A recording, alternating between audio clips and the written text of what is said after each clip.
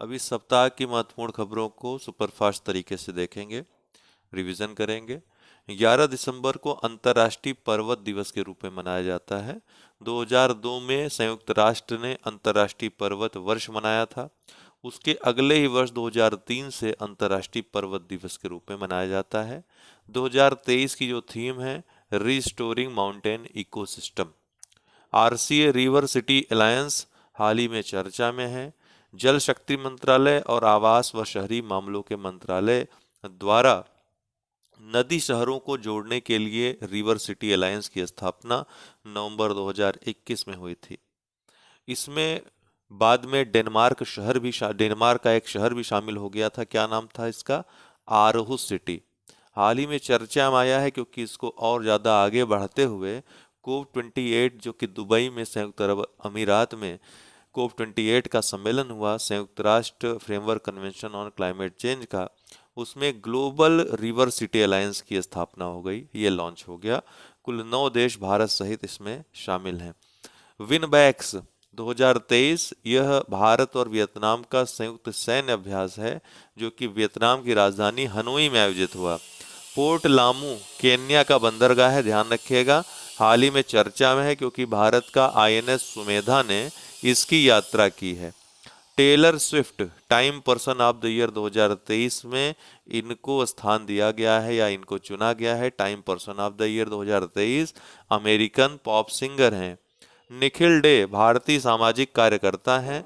संयुक्त राष्ट्र की मतलब अमेरिका की सरकार द्वारा अंतर्राष्ट्रीय भ्रष्टाचार विरोधी चैंपियन इनको घोषित किया गया है। राजस्थान में ये काफी सक्रिय थे, काफी घोटालों को इन्होंने उजागर किया था। लाका डोंग हल्दी, गारो दकमंदा जो कि एक पोशाक है, लारनाई मिट्टी के बर्तन, गारो चुबिची जो चावल निर्मित एक पेय है, ये चारों ही उत्पाद मेघालय के हैं जिनको जीआई टैग दिया गया है।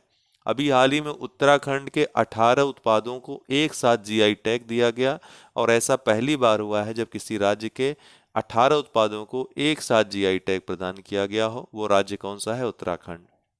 अभी हम रिवर सिटी अलायंस की बात कर रहे थे, इससे जुड़े और फैक्ट याद रखिएगा।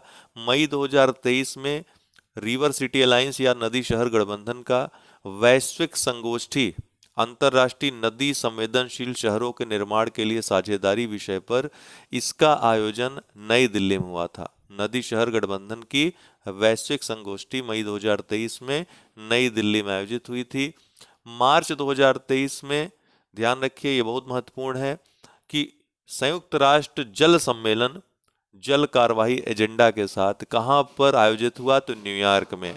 और मैं आपको बता दूं कि ये कई वर्षों के बाद यह सम्मेलन हुआ था क्योंकि इसके पहले जो पिछला जल सम्मेलन हुआ था संयुक्त राष्ट्र का वर्ष 1977 में हुआ था, मार डेल प्लाटा अर्जेंटीना में। उसके बाद इस वर्ष हुआ है, इसलिए ये परीक्षा की दृष्टि से महत्वपूर्ण हो जाता है। और एक महत्वपूर्ण बात है कि धारा 2023 जो कि रिवर सिटी अलायंस का शहरी नदियों के लिए समग्र कार्रवाई का संचालन के लिए धारा 2023, ये जो सम्मेलन हुआ था इसकी पहली वार्षिक बैठक फरवरी 2023 में कहाँ हुई थी? पुणे महाराष्ट्र में। तो धारा के बारे में भी पूछ सकता है, कहाँ हुआ था? पुणे महाराष्ट्र में। यूएन का पिछला जल सम्मेलन वर्ष 1977 में मार डेल प्लाटा अर्जेंटीना में हुआ था, इस वर्ष न्यूयॉर्क में हुआ। 10 दिसंबर 2023 को दुबई में कोप 28 के दौरान global river city alliance launch हुआ। भारत के नेतृत्व में 9 देश इसमें शामिल हैं। Bharat, Denmark, Cambodia, Japan, Bhutan, Australia, Netherlands, मिस्र और घाना। 12 दिसंबर को अंतर्राष्ट्रीय सार्वभौमिक स्वास्थ्य कवरेज दिवस के रूप में मनाया जाता है संयुक्त राष्ट्र महासंघ के द्वारा। 2017 से ये दिवस मनाया जाता है। कंबल कोंडा वन्यजीव अभयारण्य कहाँ पर स्थित है? हाल ही में चर्चा में रहा, तो ये आंध्र प्रदेश में स्थित है, कंबल कोंडा वन्यजीव अभयारण्य। दिल्ली के लाल किले में पहले भारतीय कला, वास्तुकला और डिजाइन द्विवार्षिक 2023 का उद्घाटन किया गया। ठीक है, IAADB 2023 का उद्घाटन। ये पहला भारतीय कला, वास्तुकला और डिजाइन द्विवार्षिक उत्सव है। लाल किला दिल्ली में इसका उद्घाटन किया गया। ग्लोबल कूलिंग वॉच 2023 संयुक्त राष्ट्र पर्यावरण कार्यक्रम की रिपोर्ट है। किसकी रिपोर्ट है? ग्लोबल कूलिंग वॉच 2023 यूएनएपी की रिपोर्ट है।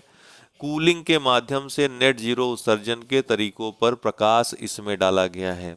किस तरीके से कूलिंग के नए उपाय अपना करके, क्योंकि रेफ्रिजरेटर, एसी के जो वर्तमान परंपरागत उपाय अपनाए जा रहे हैं, इनसे ग्रीन हाउस गैस उत्सर्जन होता है, जिससे जलवायु परिवर्तन में जो जलवायु परिवर्तन में महत्वपूर्ण योगदान दे रहे हैं। ग्रीन हाउस गैसों से ग्लोबल वार्मिंग होती है, तो इसको रोकने के लिए ही इस पर प्रकाश डाला गया है कि किस तरीके से कूलिंग के नए तरीकों का उपयोग करके जो नेट जीरो उत्सर्जन है उसके नए तरीके विकसित किए जा सकते हैं। कोप 28 global cooling plates, global cooling प्रतिज्ञा को अपनाया गया कोप 28 में, जो अभी शिखर सम्मेलन हुआ। इसका लक्ष्य क्या है? 2050 तक कूलिंग उत्सर्जन को कम से कम 68% तक कम करना। आगे हम चर्चा करेंगे अभी कोप 28 में क्या क्या परिणाम आए। यूएन चार्टर का अनुच्छेद 99 अभी हाल ही में चर्चा में रहा। गाजा में युद्ध विराम के लिए यूएन के द्वारा इसको लागू किया गया है। अभी जो इजराइल गाजा पट्टी में हमले कर रहा है, सैन्य हमले कर रहा है। संयुक्त राष्ट्र के महासचिव को अनुच्छेद 99 जो यूएन का चार्टर है, इसके तहत अधिकार दिया गया है या जिम्मेदारी सौंपी गई है कि जब कभी अंतर्राष्ट्रीय शांति को खतरा महसूस हो या खतरा उत्पन्न हो, तो संयुक्त राष्ट्र का महासचिव संयुक्त राष्ट्र सुरक्षा परिषद को, जो कि मुख्य कार्यकारी संस्था है संयुक्त राष्ट्र की, उसको ध्यान में लाने के लिए अनुच्छेद 99 को का उपयोग कर सकता है, इसकी शक्तियों का उपयोग कर सकता है। चीन दुनिया का पहला चौथी पीढ़ी का गैस कूल्ड परमाणु रिएक्टर बिजली संयंत्र किस देश ने आरंभ किया? चीन ने दुनिया का पहला है चौथी पीढ़ी का गैस कूल्ड परमाणु रिएक्टर। नई दिल्ली में 27वां WAIPA विश्व निवेश सम्मेलन का आयोजन हुआ। ये पहली बार है जब भारत में इसका आयोजन हुआ है। World association of investment promotion agency का विश्व निवेश सम्मेलन, ये 27वां इसका इस क्रम में था। 11 दिसंबर 1946 को संयुक्त राष्ट्र बाल कोष यूनिसेफ की स्थापना हुई थी। इसी उपलक्ष्य में 11 दिसंबर को यूनिसेफ दिवस या स्थापना दिवस के रूप में मनाते हैं। इस बार जो विषय है यूनिसेफ दिवस का, for every child every right, जो कि विश्व बाल दिवस की भी थीम है। हेडक्वार्टर कहाँ है यूनिसेफ का? तो पेरिस में है।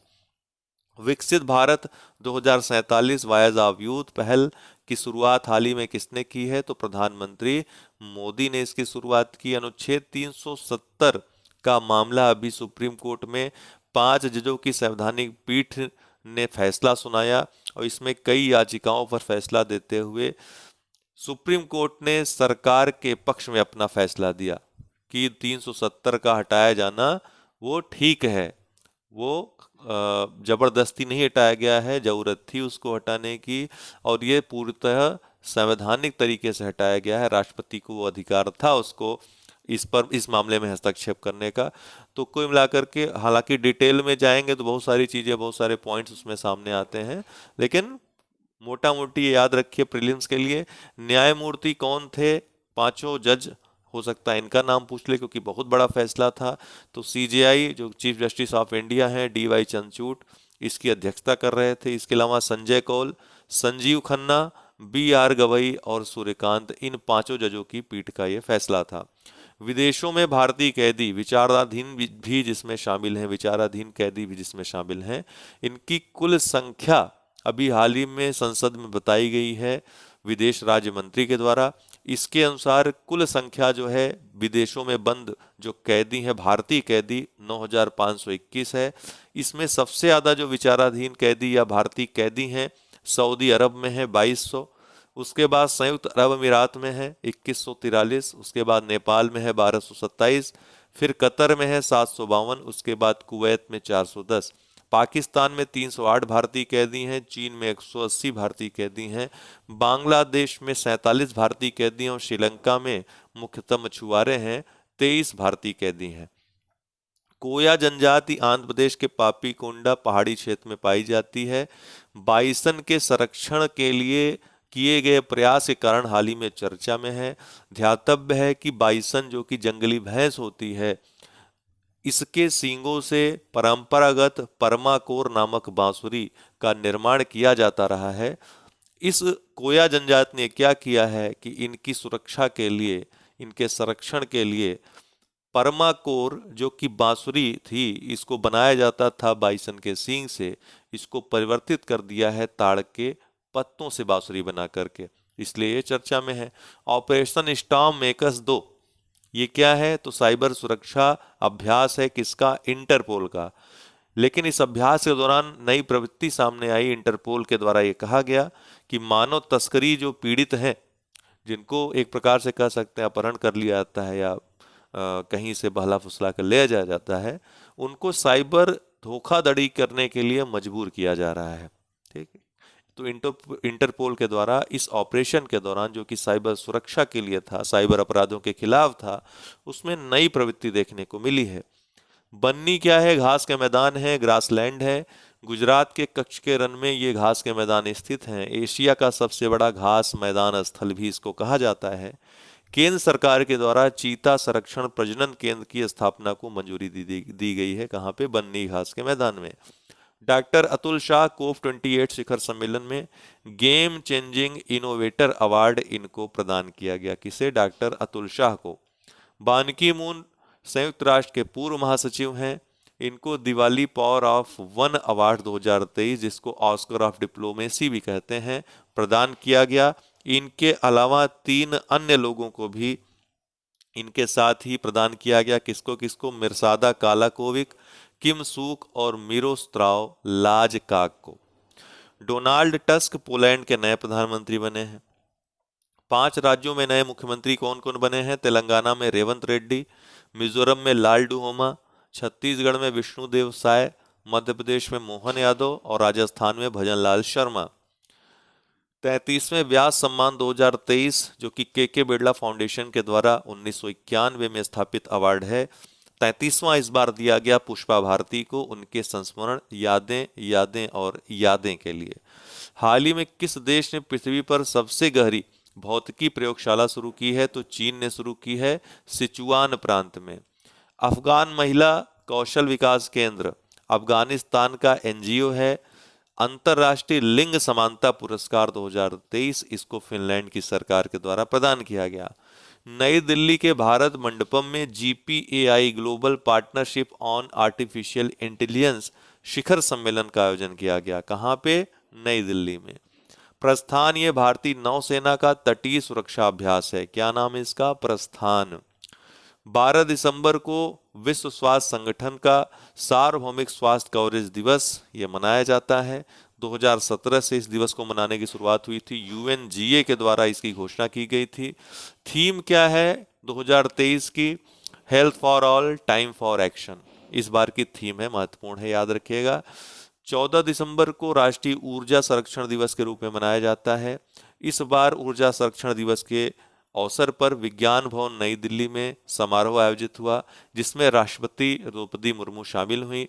इसके साथ ही राष्ट्रीय ऊर्जा संरक्षण पुरस्कार भी प्रदान किए गए। 63 लोगों को या संस्थाओं को ये अवार्ड प्रदान किए गए, जिसमें 20 प्रथम पुरस्कार, 16 द्वितीय पुरस्कार, 27 मान्यता प्रमाण पत्र प्रदान किए गए। इसमें राष्ट्रीय ऊर्जा दक्षता नवोन्मेषण पुरस्कार 2023 भी प्रदान किए गए, जिसकी शुरुआत 2021 में हुई थी, जो 8 लोगों को प्रदान किए गए। 1 प्रथम पुरस्कार, 1 द्वितीय पुरस्कार और 6 मान्यता प्रमाण पत्र प्रदान किए गए।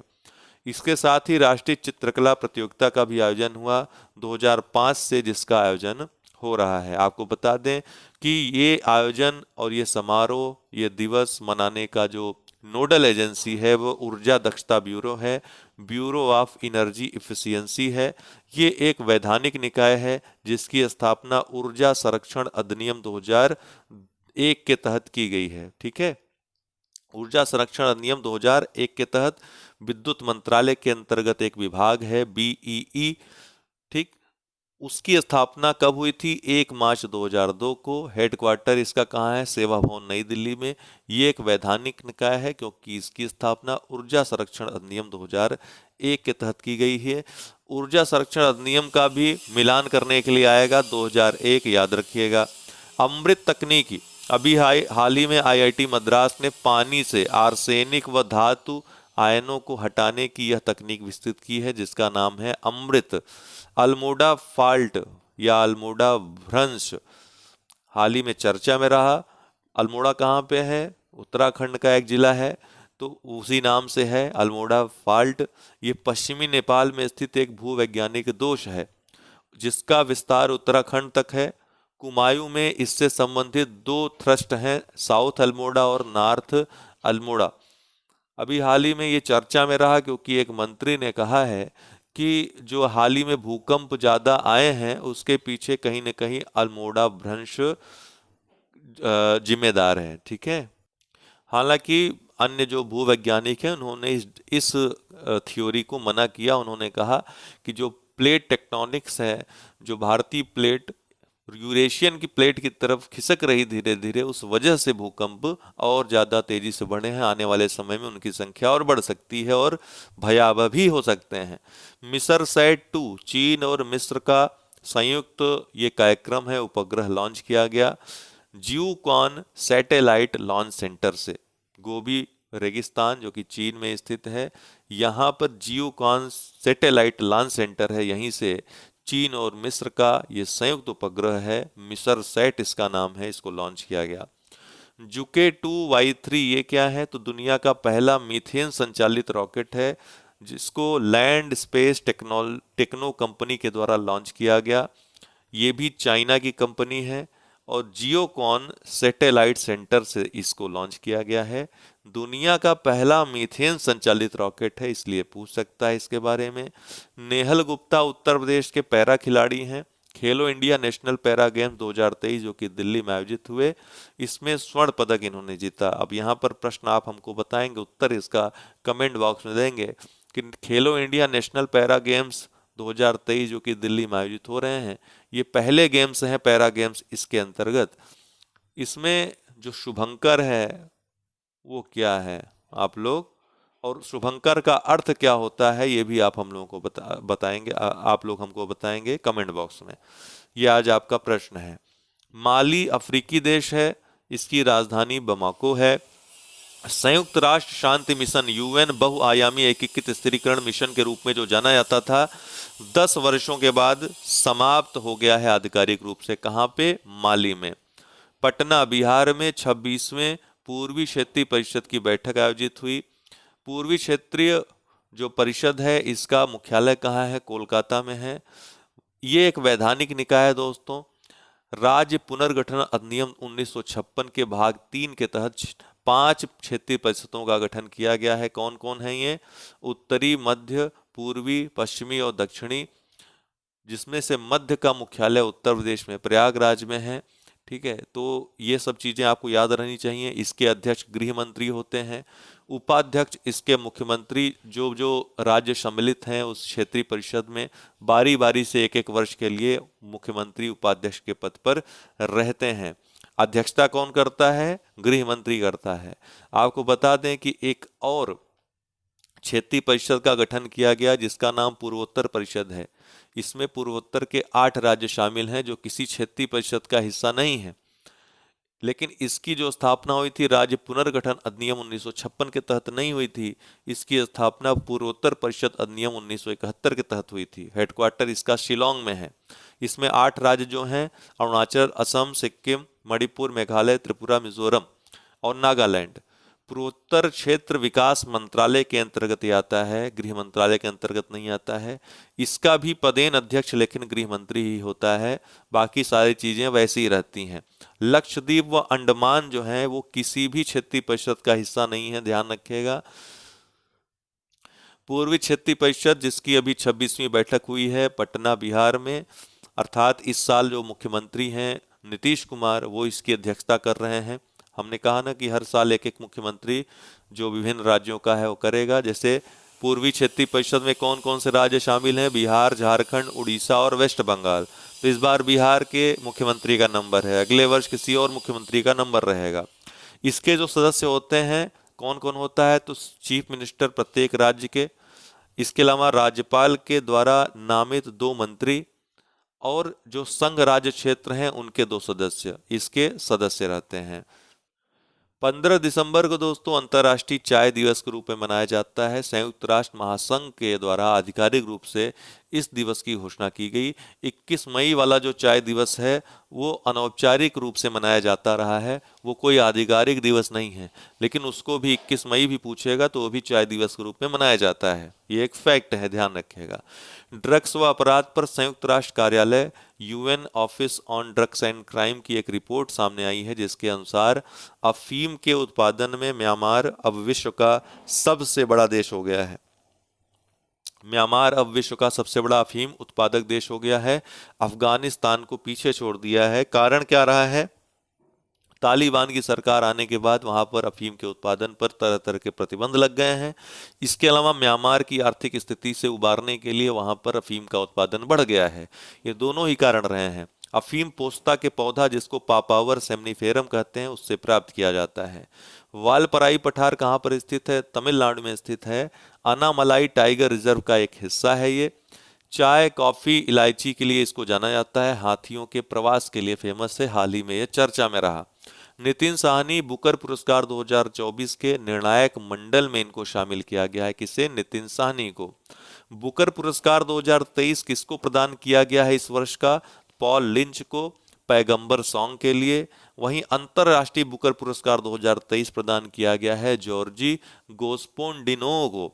ये मैं आपको अलग से बता रहा हूं ताकि आपको, पहले बता चुका हूं लेकिन फिर से बता रहा हूं ताकि आप लोगों को याद रहे। इनको टाइम शेल्टर के लिए ये अवार्ड दिया गया है। आपको मैं बताऊं कि ये दोनों पुरस्कार अलग अलग हैं। बुकर पुरस्कार बहुत पुराना पुरस्कार है, 1969 से दिया जा रहा है। वहीं अंतर्राष्ट्रीय बुकर पुरस्कार 2005 से दिया जा रहा है। पहला जो अंतर्राष्ट्रीय बुकर पुरस्कार दिया गया था इस्माइल कादरी को दिया गया था। पहले ये दोनों ही बुकर पुरस्कार मैन ग्रुप के द्वारा प्रायोजित किए जाते थे, तो मैन बुकर इसको कहा जाता था और इसको अंतर्राष्ट्रीय मैन बुकर कहा जाता था। लेकिन जब 2019 से मैन ग्रुप ने अपना प्रायोजन, अपना यहाँ से अनुबंध समाप्त कर लिया, तब से ये बुकर पुरस्कार हो गया और ये अंतर्राष्ट्रीय बुकर पुरस्कार हो गया।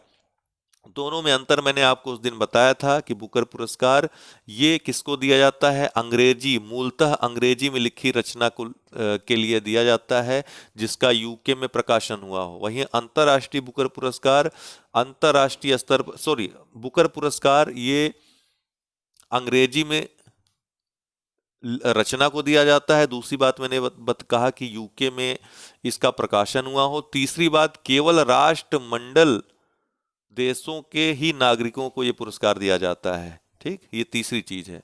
लेकिन अंतर्राष्ट्रीय बुकर पुरस्कार, इसका नाम अंतर्राष्ट्रीय है, अर्थात इस पुरस्कार का अंतर्राष्ट्रीयकरण हो गया है, अर्थात किसी भी देश के नागरिक को ये पुरस्कार दिया जा सकता है। ये महत्वपूर्ण अंतर है, ध्यान रखिएगा इन दोनों पुरस्कारों में। और इसके साथ ये है कि ये अंग्रेजी में अनुवाद की गई किसी उपन्यास को या रचना को दिया जाता है। ठीक, ये मूलतः अंग्रेजी में लिखी रचना को दिया जाता है। तो दोनों में ये भी अंतर है। और प्रकाशन इसका भी ब्रिटेन या आयरलैंड में, यूके या आयरलैंड में होना चाहिए। प्रकाशन में वही चीजें हैं। तो आपको बताएं कि जॉर्जी गोस्पिंडिनो, जिनको 2023 का अंतर्राष्ट्रीय बुकर पुरस्कार दिया गया था, पहले बुल्गारियाई लेखक थे जिनको यह पुरस्कार मिला था, जिसका अंग्रेजी अनुवाद एंजेला रॉडेल ने किया था। किसका? टाइम शेल्टर का, जो कि जॉर्जी गोस्पोंडिनो का ये उपन्यास है। 2005। अब एक बात और इसके साथ अंतर्राष्ट्रीय बुकर पुरस्कार के लिए जान लीजिए कि 2015 तक जो है ये पुरस्कार द्विवार्षिक रूप में दिए जाते थे। 2015 के बाद से ये वार्षिक रूप में प्रदान किए जाने लगे। पहले मैन बुकर था, लेकिन 2019 से केवल अंतर्राष्ट्रीय बुकर हो गया। जिस फिक्शन बुक या काल्पनिक का अंग्रेजी में अनुवाद किया गया हो तथा वह यूके या आयरलैंड में प्रकाशित हो, उसी को यह पुरस्कार दिया जाता है।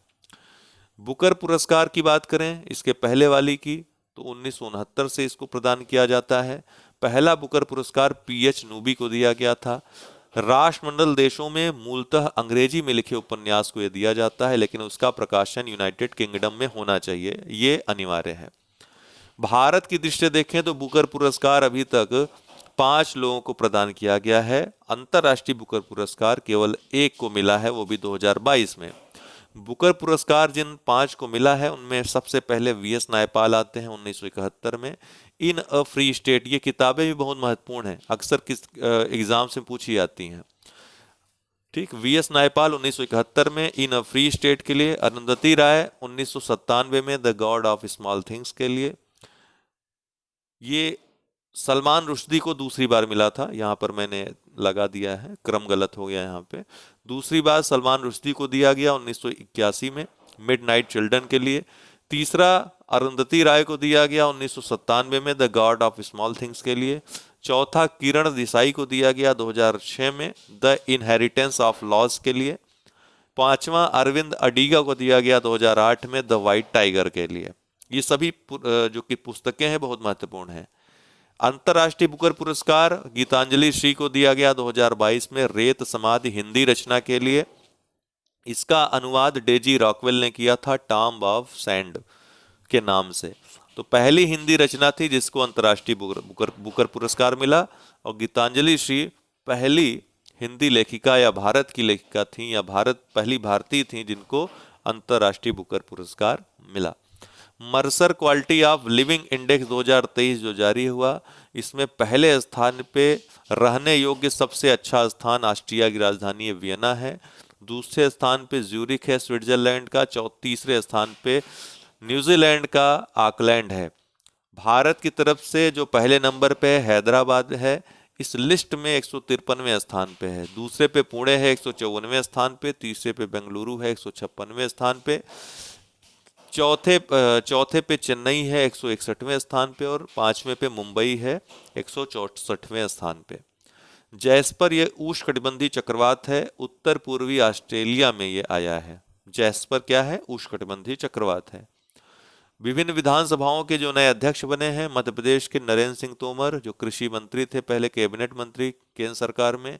राजस्थान में वासुदेव देवनानी, छत्तीसगढ़ में रमन सिंह, तेलंगाना में गद्दाम प्रसाद कुमार, और मिजोरम में लाल बिया कजामा।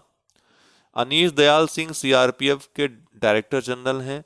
गृह मंत्रालय के द्वारा हाल ही में संसद की सुरक्षा जो भंग हुई है उस मामले में जांच समिति के अध्यक्ष बनाए गए हैं। रफा क्रॉसिंग, रफा एक शहर है। रफा क्रॉसिंग किसके मध्य स्थित है? गाजा पट्टी और मिस्र के बीच स्थित है। ठीक है, हाल ही में चर्चा में आया है क्योंकि वहां से विस्थापन बहुत सारा हो रहा है। लिएंडर पेस खिलाड़ी श्रेणी में और विजय अमृतराज योगदान कर्ता की श्रेणी में, इन दोनों को टेनिस हॉल ऑफ फेम में शामिल कर लिया गया है, और ये पहले एशियाई पुरुष बन गए हैं टेनिस हॉल ऑफ फेम में शामिल होने वाले। यूनाइटेड किंगडम की दुनिया की शीर्ष 50 एशियाई हस्तियों की सूची में पहले पायदान पे कौन है? शाहरुख खान।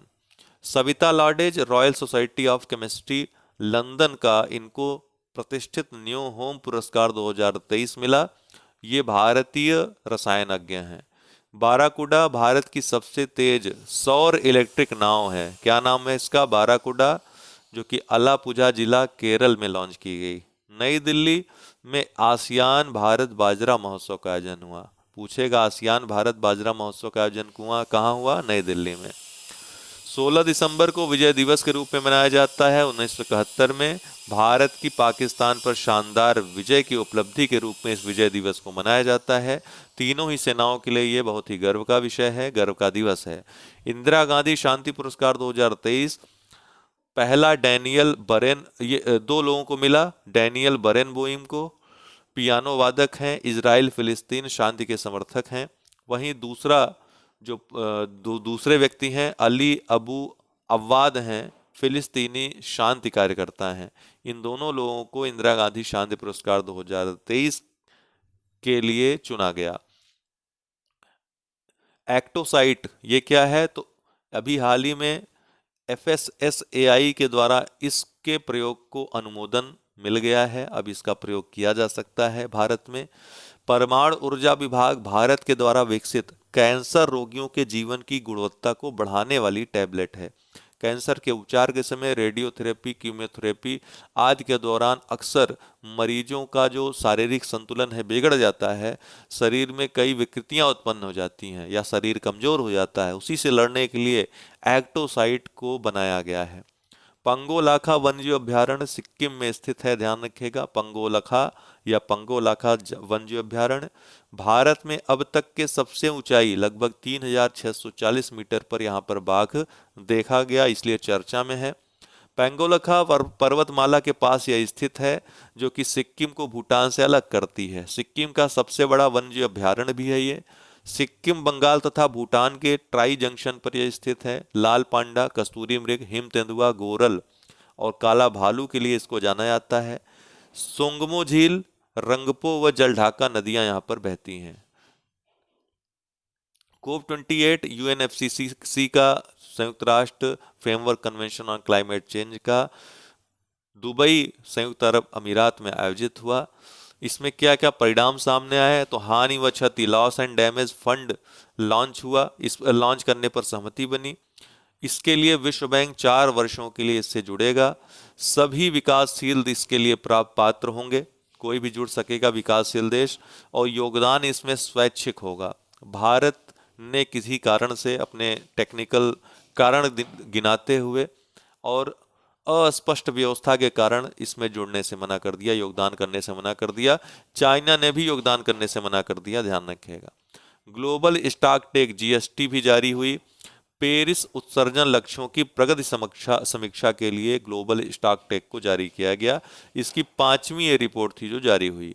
ग्लोबल कूलिंग प्रतिज्ञा GCP 66 राष्ट्रीय जो राष्ट्र हैं इसके हस्ताक्षर करता है। अभी हमने चर्चा की थी, इसका लक्ष्य क्या है? 2050 तक कूलिंग उत्सर्जन में 68% की कटौती करना। ट्रिपल परमाणु ऊर्जा, 2050 तक वैश्विक परमाणु ऊर्जा क्षमता को 3 गुना करने का आह्वान ट्रिपल परमाणु ऊर्जा के तहत दिया गया है। पावरिंग पास्ट कोल अलायंस, इसमें भी भारत शामिल नहीं हुआ। इसमें विभिन्न राष्ट्र और संगठन शामिल हैं। कोयला ऊर्जा को स्वच्छ ऊर्जा से ट्रांसफर करने की योजना है। धीरे धीरे कोयले को समाप्त करना है, स्वच्छ ऊर्जा को अपनाना है। भारत इसमें शामिल नहीं हुआ। कारण यह है कि भारत अभी भी विद्युत क्षेत्र में, अगर देखें अन्य क्षेत्रों में भी कोयले की बहुत ज़रूरत है, लेकिन विद्युत क्षेत्र पूरी तरीके से ताप ऊर्जा पे निर्भर है और इसलिए इतनी जल्दी भारत इसमें शामिल हो भी नहीं सकता है।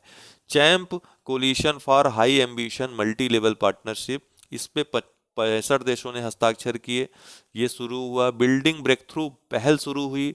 इसके तहत 2030 तक नेट शून्य उत्सर्जन का लक्ष्य रखा गया है। फ्रांस मोरक्को की संयुक्त पहल है। इसमें यूएनईपी पर्यवेक्षक की भूमिका में रहेगा। COP29 2024 में अजरबैजान में आयोजित होगा, जो अगला सम्मेलन होगा। उसके बाद जो COP30 होगा 2025 में ब्राजील में आयोजित होगा। वहीं इसके पहले अर्थात वर्ष 2022 में जो सम्मेलन हुआ था शर्म अल शेख मिस्र में आयोजित हुआ था। भारत ने विभिन्न जो पहले हैं उसमें सम्मिलित होने से मना कर दिया या शामिल नहीं हुआ। कौन कौन? पावरिंग पोस्ट कोल अलायंस में, कोयले की चरणबद्ध समाप्ति में। दूसरा, वैश्विक मीथेन प्रतिज्ञा में शामिल नहीं हुआ। वैश्विक नवीकरणीय ऊर्जा दक्षता प्रतिज्ञा में शामिल नहीं हुआ। हानि व क्षति निधि में भारत और चीन दोनों ने ही योगदान देने से मना कर दिया। COP28 में भारत की क्या क्या पहले रही? तो इसमें ग्लोबल रिवर सिटीज अलायंस को लॉन्च किया गया, जो 11 देशों में 275 से अधिक नदी शहरों को जोड़ेंगी। इसमें भारत सहित कुल 9 देश सदस्य देश हैं। Bharat, Denmark, Cambodia, Japan, Bhutan, Australia, मिस्र, नीदरलैंड और घाना। ठीक है। इसके अलावा IBRD अर्थात विश्व बैंक, एशियन विकास bank, Asian infrastructure investment bank और KPMG भी सदस्य हैं। ठीक है, ये संस्थाएं भी इसमें भागीदार हैं। इसके अलावा आपको बताएं कि रिवर सिटीज अलायंस हमने आपको बता ही दिया, ये नाम याद रखिएगा। कुल 9 देशों का पूछ सकता है ये प्रश्न। ग्रीन क्रेडिट पहल भारत के नेतृत्व में लॉन्च की गई। लीड IT 2.0 लॉन्च की गई। हरित विकास समझौता भी भारत ने शुरू किया है, भारत के नेतृत्व में शुरू हुआ है। इसके तहत 2030 तक वैश्विक नवीकरणीय ऊर्जा क्षमता को 3 गुना करने का लक्ष्य रखा गया है। तो ये थे साप्ताहिक खबरें। बहुत बहुत धन्यवाद।